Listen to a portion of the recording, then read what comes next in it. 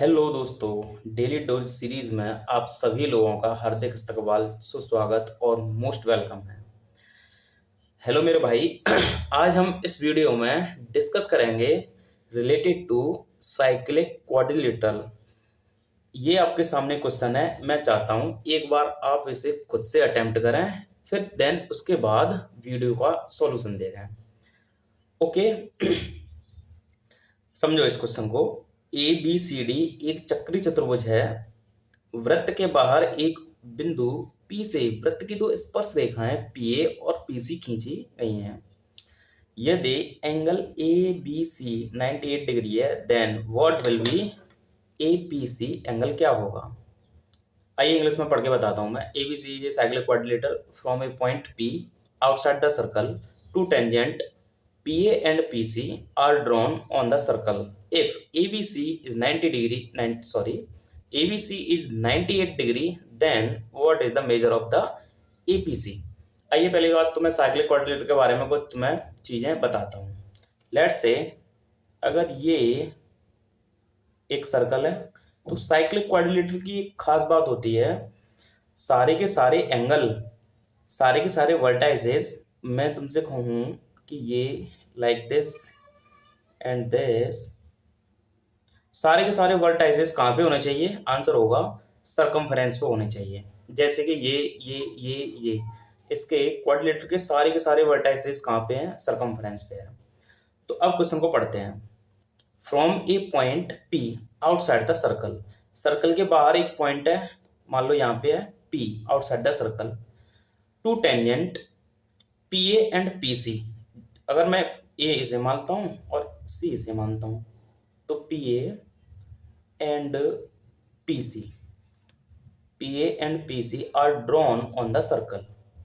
If ABC 90 degree, if ABC 98 degree, then what is the measure of the APC? तो होगा क्या? देखो, इसमें सबसे ज़्यादा डाउट बच्चे का ये रहता है कि मैं B को यहाँ मानूं या फिर यहाँ मानूं। तो आइए इसी उलझन को मैं सुलझाता हूँ कि आपको B कहाँ माननी पड़ेगी। ओके, तो मेरे भाई ये सर्कल हुआ, इसका कहीं ना कहीं सेंटर पॉइंट ये होगा। अगर मैं एक रेडियस ड्रॉ कर दूं लाइक दिस, ऐसे और ऐसे, इस पॉइंट को मैं O मान लेता हूँ।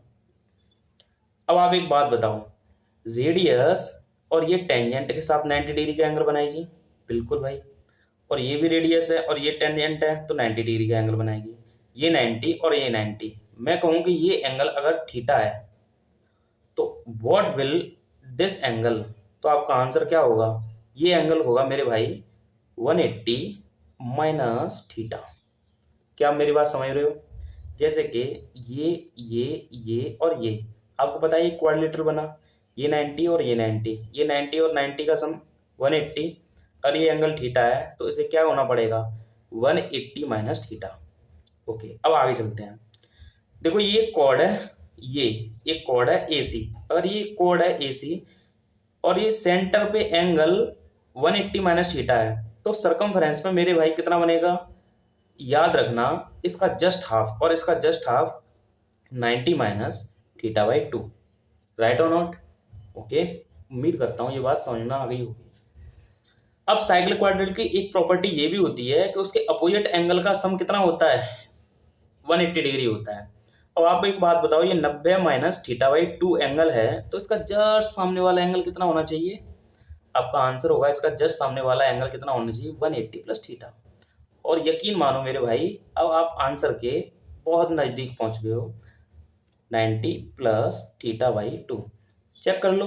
90 plus theta by 2 plus 90 minus theta by 2, इससे ये कट जाएगा, तो इसका सम कितना बचेगा? आपका आंसर होगा, इसका सम होगा 180, क्योंकि 90 और 90 को मैं ऐड करूंगा तो इसका सम 180 होगा।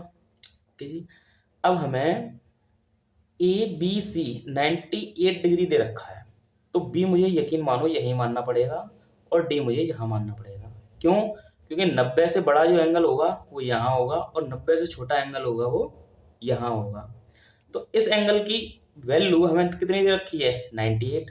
तो 90 प्लस थीटा बाई 2 इक्वल 98 हुआ। तो फिर theta by 2 equal 98 minus 90, then theta by two equal 8 होगा, और यहाँ से थीटा विल बी 16। और यही तो पूछा था एपीसी। एपीसी की वैल्यू कितनी है थीटा, तो मेरा आंसर एपीसी कितना आएगा 16। उम्मीद करता हूँ भाई कॉन्सेप्ट समझ में आया होगा। अगर कॉन्सेप्ट समझ में आया तो लाइक का बटन जरूर दबाएं। धन्यवाद।